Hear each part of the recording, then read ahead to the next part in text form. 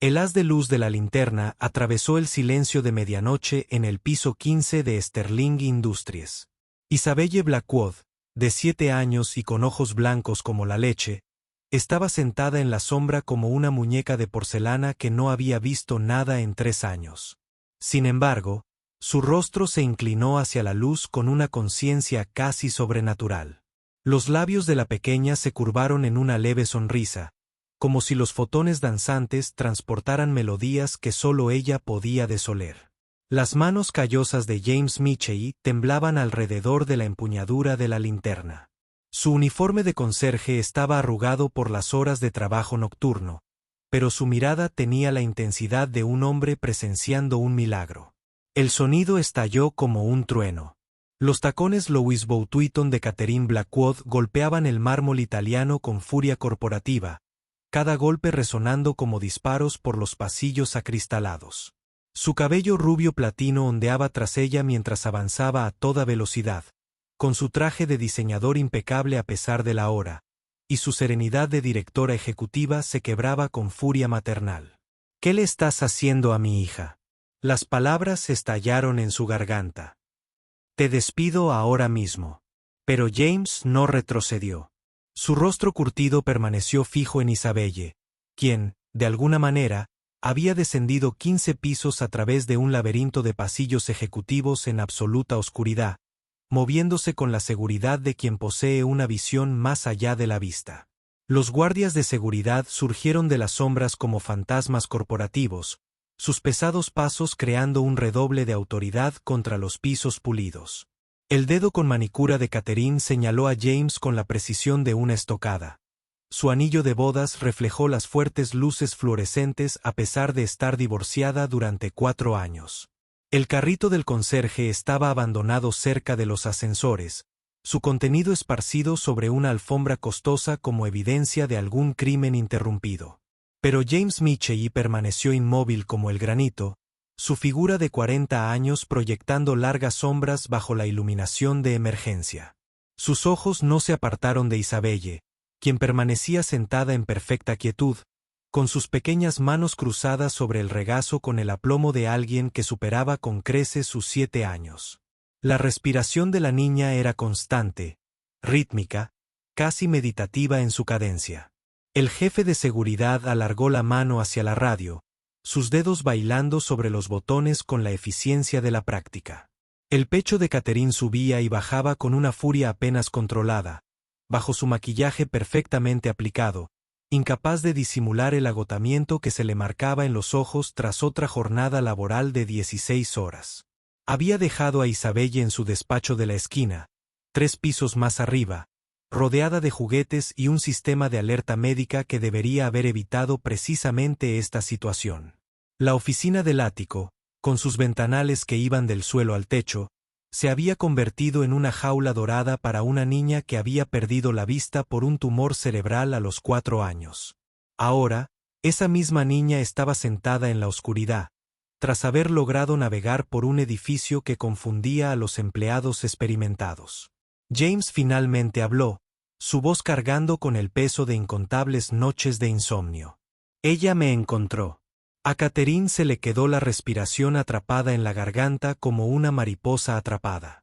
Las palabras flotaban en el aire corporativo, desafiando cualquier explicación lógica que pudiera tener. Su hija había estado jugando con audiolibros en el santuario de la oficina, protegido por cerraduras a prueba de niños y sensores de movimiento que deberían haber alertado a seguridad de cualquier movimiento. El ascensor requería una tarjeta de acceso que Isabelle no tenía, y las escaleras de emergencia estaban selladas con alarmas que habían permanecido silenciadas durante toda la noche. Sin embargo, allí estaba sentada su hija ciega, a 15 pisos de la seguridad, con un aspecto más tranquilo que el de Catherine en meses. Las luces fluorescentes zumbaban con su luz eléctrica, resaltando todo. El uniforme de mantenimiento de James Michie mostraba las manchas del trabajo honesto, su placa de identificación ligeramente torcida, su rostro curtido por el tiempo y la preocupación. El equipo de seguridad formó un semicírculo protector alrededor de Catherine, sus uniformes negros creando un muro de autoridad corporativa. Pero Isabelle giró la cabeza hacia el sonido del corazón acelerado de su madre. Ojos lechosos enfocados en algo invisible para todos los demás. La voz de la niña surgió como el canto de un pájaro de luto, clara e inesperada en el aire lleno de tensión. Mami, ese hombre amable tiene luces que bailan. Sus palabras transmitían una inocencia que rompió el impas como el cristal al chocar con el hormigón. Catherine sintió que sus rodillas amenazaban con doblarse. Sus tacones de diseñador de repente se sintieron como zancos en un terremoto. Lo imposible se había vuelto innegable. De alguna manera, su hija había visto la luz. La linterna de James Michie temblaba en su mano. Su haz creaba patrones que no deberían haber sido visibles para los ojos ciegos. La luz de la mañana comenzó a filtrarse por las ventanas ejecutivas, pintando los pisos de mármol en tonos ámbar y dorado. La oficina del ático de Catherine, 25 pisos más arriba, permanecía vacía. Sus sensores de movimiento finalmente se activaron por un barrido de seguridad que no encontró nada más que juguetes dispersos y una ventana abierta con vista a la ciudad. El sistema de vigilancia del edificio. Más tarde revelaría lagunas en la cobertura, puntos ciegos que Isabelle no había notado. Vigilado. Con una precisión imposible. James Michie estaba sentado en la oficina de seguridad. Sus papeles de despido estaban extendidos sobre un escritorio metálico mientras los abogados susurraban en los rincones sobre responsabilidades e imposibilidades médicas. Sus dedos callosos tamborileaban sobre la superficie de la mesa, creando un ritmo que coincidía con su pulso acelerado. Isabelle había sido trasladada de urgencia al hospital para evaluaciones de emergencia, dejando solo preguntas que desafiaban toda explicación médica. La consulta del oftalmólogo pediátrico. Olía a antiséptico y falsa esperanza. Sus paredes estaban decoradas con alegres murales, que Isabel no pudo apreciar. El doctor Preston Hayes se ajustó las gafas de montura metálica por tercera vez. Su título de médico de Johns Hopkins no explicaba bien lo que estaba presenciando. Catherine estaba sentada en la silla de cuero. Junto a la mesa de reconocimiento, su postura, habitualmente perfecta, se desmoronaba bajo el peso del agotamiento y la confusión. El equipo especializado zumbaba y chasqueaba a su alrededor, máquinas que valían más que los hogares de la mayoría de las personas, intentando penetrar el misterio de la condición de su hija. Isabelle se sometió a cada prueba con la paciencia de alguien mucho mayor, sus pequeñas manos inmóviles a pesar de los empujones y las luces brillantes. Los resultados desafiaban todo lo que la ciencia médica entendía sobre la discapacidad visual cortical. Hayes se aclaró la garganta. El sonido resonó en la habitación estéril como un juez preparándose para emitir un veredicto. Su portapapeles contenía resultados de pruebas que contradecían 3 años de diagnósticos consistentes. Escáneres cerebrales que mostraban actividad en regiones que deberían haber estado inactivas. Las uñas cuidadas de Catherine se clavaron en los reposabrazos de cuero de la silla, dejando marcas que le recordarían este momento durante años. La voz del médico tenía el tono cauteloso de quien navega por arenas movedizas profesionales. Señora Blackwood. Isabelle muestra signos de percepción de la luz que no tenía en exámenes anteriores. Las palabras flotaban entre ellos como un puente que cruza un abismo imposible. Fuera de las ventanas de la oficina, el tráfico de Hartford tarareaba su sinfonía urbana. Ajeno al milagro médico que se desarrollaba 20 pisos más arriba, el apartamento de James Michie en el distrito Riverside contaba la historia de un hombre que reconstruía desde las cenizas. Las obras de arte de Ruby cubrían el refrigerador como vendas de colores sobre viejas heridas. Su caligrafía de 11 años documentaba una infancia ensombrecida por citas médicas y conversaciones susurradas sobre dinero. La mesa de la cocina mostraba las cicatrices de las tareas escolares y las investigaciones nocturnas. Su superficie estaba repleta de revistas técnicas sobre rehabilitación de la corteza visual y prototipos de dispositivos construidos con aparatos electrónicos recuperados. La luz del sol se filtraba a través de las ventanas que James había dejado deliberadamente sin cortinas, llenando cada rincón con la iluminación que se había convertido en su obsesión. La lupa de Ruby reposaba junto a su tazón de desayuno, un recordatorio diario de la lotería genética que había repartido a su familia una mano difícil. La rutina matutina se desarrollaba con una precisión coreografiada, nacida de la necesidad. Ruby se movía por su pequeño espacio con la confianza de quien memorizaba cada obstáculo, sus dedos recorriendo paredes y muebles con una gracia inconsciente. James la observaba recorrer la distribución del apartamento, mientras su mente de ingeniero catalogaba cada adaptación que habían hecho para acomodar su visión, que se deterioraba gradualmente.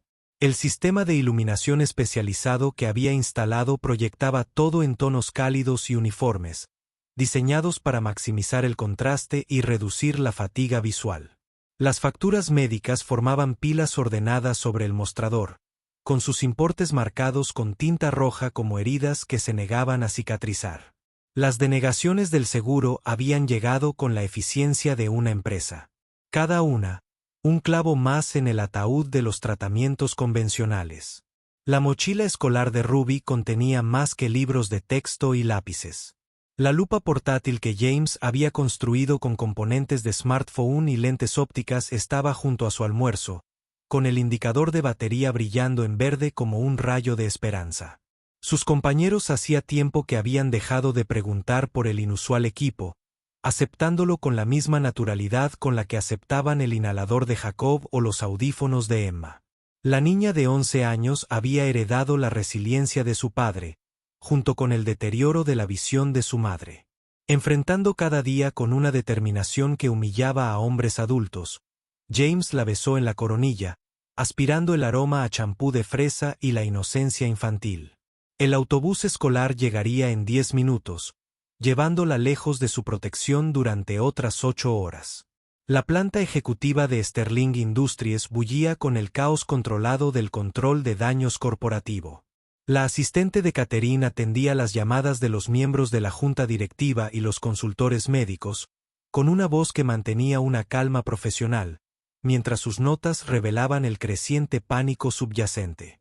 Las ventanas de la oficina de la esquina, que daban al suelo, ofrecían una vista panorámica del horizonte de Hartford, pero Catherine solo veía el reflejo de sus propias dudas en el cristal.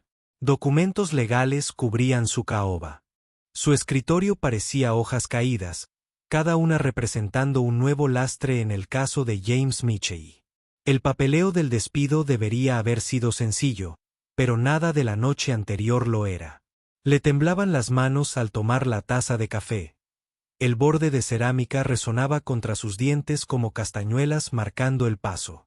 La atmósfera de la sala de conferencias parecía haber sido cortada con un bisturí. El cabello plateado del presidente Douglas Ashford reflejaba la luz de la mañana al inclinarse hacia adelante. Su rostro de 70 años se arrugaba tras décadas de batallas corporativas. Los demás miembros de la junta directiva se sentaban como estatuas, esculpidas por la ambición y las proyecciones trimestrales. Su silencio decía mucho sobre la gravedad de la situación. La habitual presencia imponente de Catherine se sentía disminuida, su autoridad cuestionada por cuestiones sin precedentes en el derecho laboral. La presentación de PowerPoint en la pantalla de la pared mostraba el expediente personal de James Michie, 3 años de calificaciones de servicio ejemplares, contradicho por el comportamiento inexplicable de un solo caballero. La voz de Ashford cargaba con el peso de la responsabilidad fiduciaria cuando finalmente habló. Catherine, necesitamos entender qué sucedió antes de que esto se convierta en una pesadilla de relaciones públicas. El informe del investigador privado llegó por correo electrónico cifrado. Su contenido parecía un thriller médico disfrazado de verificación de antecedentes personales. Las credenciales académicas de James Michie pintaban la imagen de una mente brillante descarrilada por una tragedia personal. Su título de ingeniero en mi universidad, seguido de años de investigación pionera en TechVision Corporation.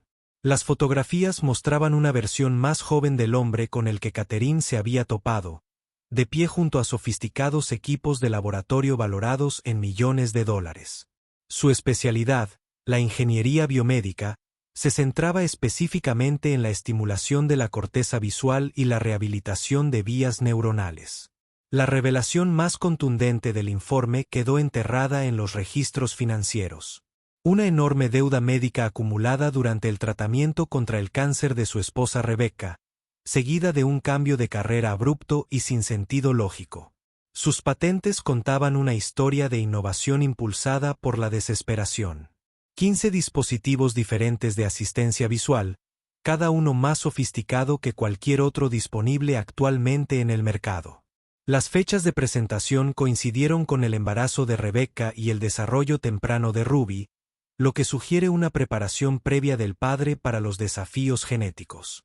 La demanda de TechVision Corporation contra James reveló el lado oscuro de la investigación corporativa. Batallas por la propiedad intelectual que lo habían despojado de los derechos sobre sus propias invenciones.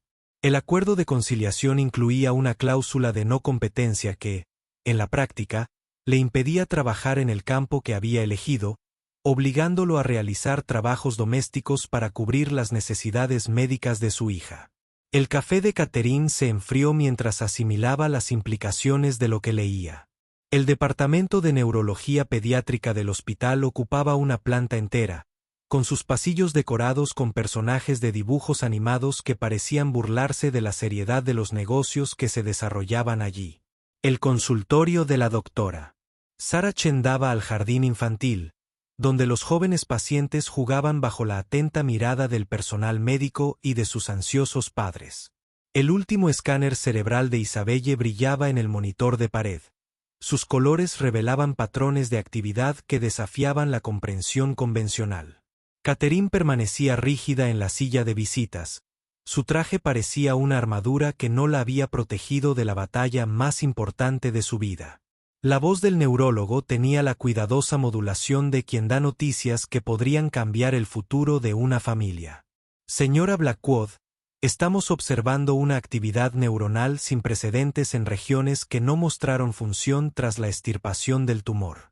La explicación técnica invadió a Catherine como un idioma extranjero.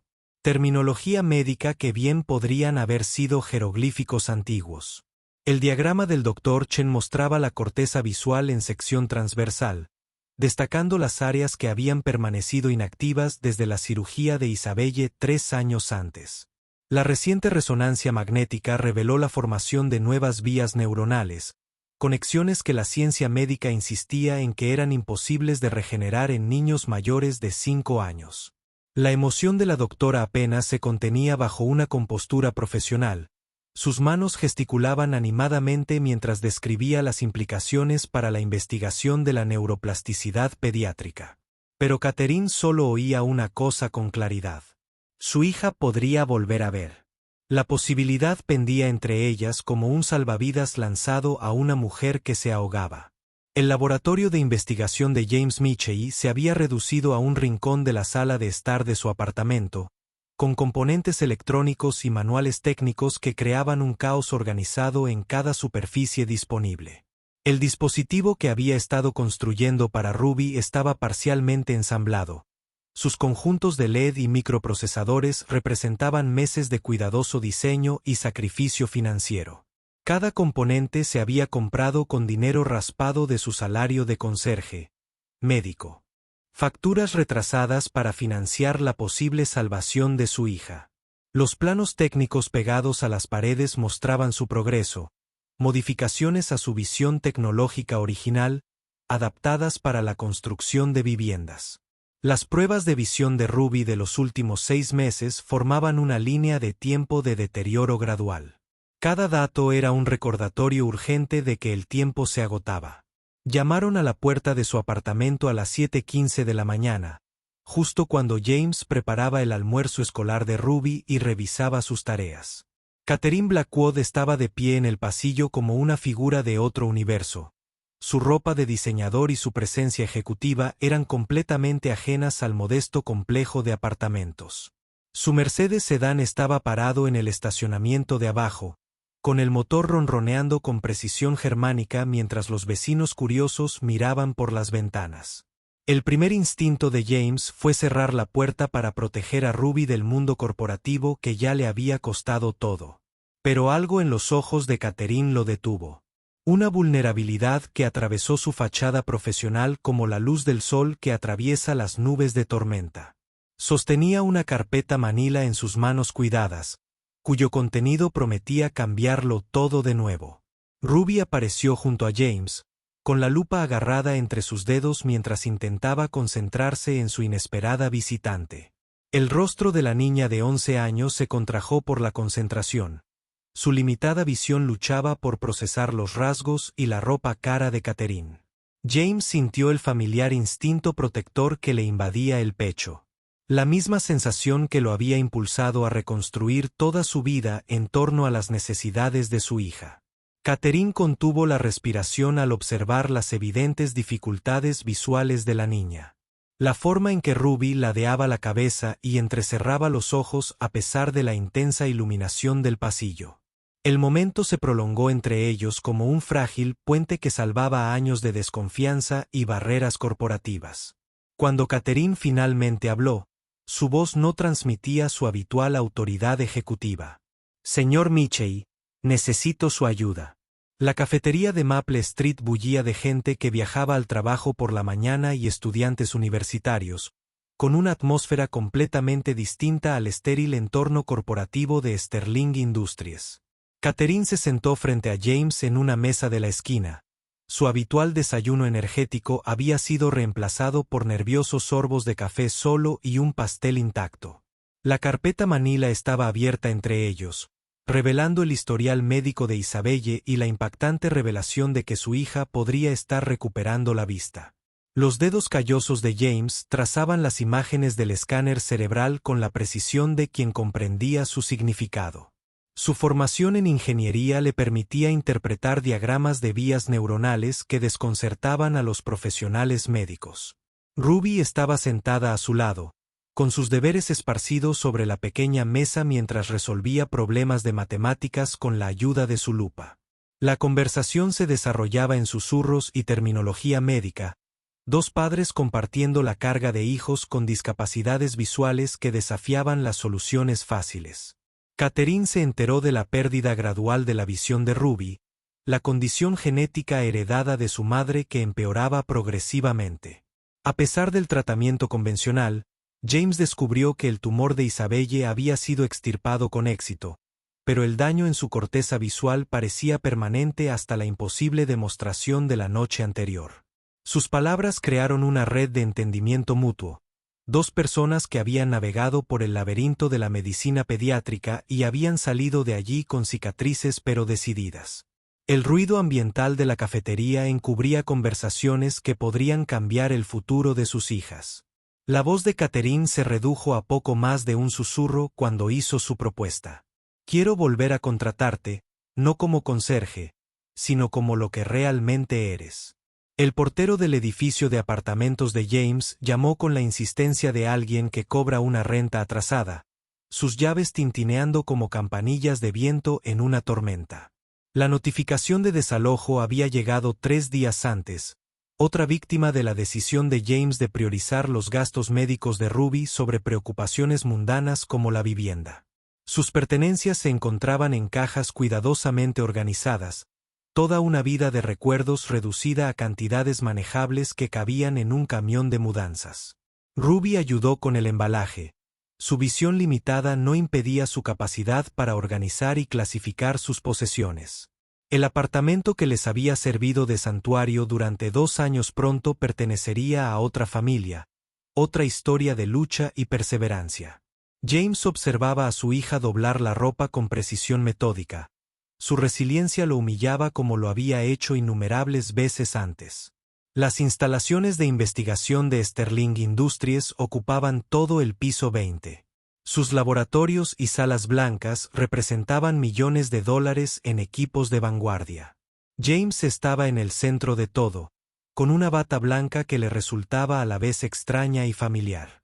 Después de 3 años de uniformes de limpieza, Catherine había movido montañas de burocracia corporativa para hacer posible este momento. Su ejecutivo. Autoridad B. Arrasando con las políticas de empleo y las regulaciones de seguros.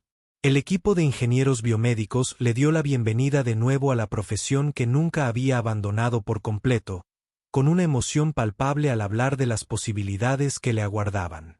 Ruby estaba sentada en la sala de observación, con los ojos abiertos de asombro, mientras veía a su padre transformarse de nuevo en el científico que siempre había sido. El primer dispositivo salió de la línea de montaje de prototipos un martes por la tarde a finales de noviembre. Su elegante diseño incorporaba 3 años de mejoras teóricas a las patentes originales de James. Isabelle fue la primera sujeto de prueba, con sus pequeñas manos sujetando los mangos ergonómicos del dispositivo, mientras los sensores monitorizaban sus respuestas neuronales. Los conjuntos de LED pulsaban en patrones cuidadosamente calibrados, cada destello diseñado para estimular regiones específicas de su corteza visual en recuperación. Catherine estaba de pie tras el cristal de observación, con el corazón latiéndole con fuerza contra las costillas, mientras observaba el rostro de su hija en busca de alguna señal de éxito. Las lecturas del electroencefalograma mostraban una actividad cerebral que dejó a los técnicos de monitorización inclinados hacia adelante con asombro. Cuando Isabelle rió y señaló las luces danzantes, afirmando que podía ver mariposas hechas de luz estelar, las lágrimas de Catherine cayeron como lluvia contra el cristal. El turno de Ruby llegó la semana siguiente. Su discapacidad visual más avanzada requería modificaciones en la programación y la configuración de intensidad de los dispositivos. James trabajó 18 horas al día perfeccionando los algoritmos, con su dedicación impulsada por el amor desesperado de un padre y la vena perfeccionista de un ingeniero. La primera sesión mostró una actividad neuronal prometedora. Las vías inactivas comenzaban a responder a la estimulación que la medicina convencional había descartado como imposible. Rubia susurró: «Papá, puedo ver colores». Ese fue el momento en que James supo que su pesadilla de 3 años finalmente terminaba. El laboratorio estalló en celebración, pero James solo tenía ojos para el rostro de su hija. Iluminado por el asombro y los primeros atisbos de un mundo que había ido perdiendo poco a poco. La consulta del Dr. Preston Hayes había sido despojada de sus credenciales y licencias médicas. Los agentes del FBI descubrieron sus conexiones financieras con TechVision Corporation y un patrón de robo de datos de pacientes que se extendía por varios años. La investigación reveló una conspiración para suprimir la investigación competitiva y vender información médica confidencial al mejor postor. La confianza de sus pacientes había sido violada al servicio del espionaje corporativo. Sus detalles médicos más privados se comercializaban como mercancías en un mercado negro de robo científico. Catherine se enteró de su traición a través de una llamada telefónica de un fiscal federal. La revelación de que el médico de su hija había estado saboteando sus esfuerzos de recuperación añadió otra capa de ira a una situación ya compleja. El sistema médico en el que había confiado implícitamente se había visto comprometido por la avaricia y la manipulación corporativa. La reunión de la junta directiva que determinaría el futuro de Sterling Industries tuvo lugar en la sala de conferencias ejecutiva. Su mesa de caoba reflejaba los rostros de 12 personas que controlaban miles de millones de dólares en activos y miles de empleos. La propuesta de Catherine de orientar la empresa hacia el desarrollo de tecnología médica se enfrentó al escepticismo de los accionistas, preocupados por las ganancias trimestrales y la volatilidad del mercado. Pero la demostración que siguió silenció todas las objeciones, mientras Isabelle y Ruby se turnaban para usar los prototipos para describir detalles de pinturas que no deberían haber podido ver. La emoción de la niña era contagiosa. Su alegría transformó una discusión corporativa en algo cercano a un milagro. El voto final del presidente Ashford cargó con el peso de décadas en el negocio. Su decisión de apoyar la visión de Catherine representó más que un simple respaldo financiero.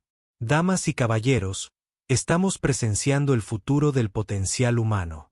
La planta de producción que surgió de la división de manufactura de Sterling Industries no se parecía en nada a la producción anterior de software y servicios de consultoría de la compañía. Las líneas de ensamblaje diseñadas para electrónica de precisión vibraban al ritmo de la creación con propósito. Cada dispositivo representaba esperanza para las familias con discapacidad visual.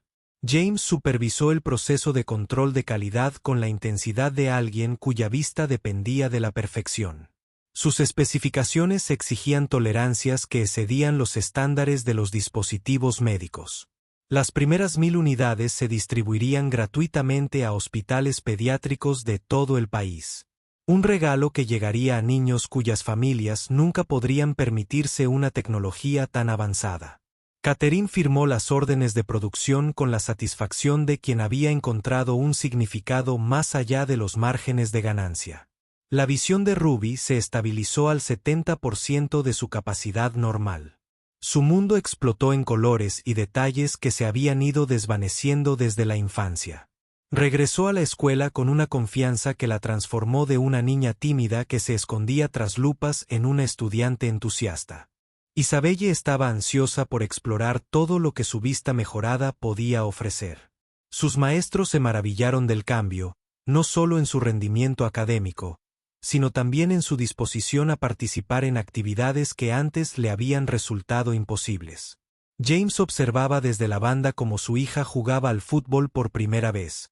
Su percepción de profundidad finalmente era la adecuada para deportes que requerían atención espacial. La simple alegría de verla perseguir una pelota por el césped verde le hacía llorar, tras haber derramado demasiadas lágrimas de preocupación durante los últimos 3 años. La recuperación de Isabelle fue aún más drástica.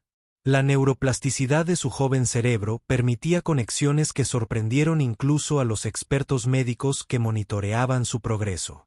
Pasó de la ceguera total a la visión funcional en el transcurso de 6 meses.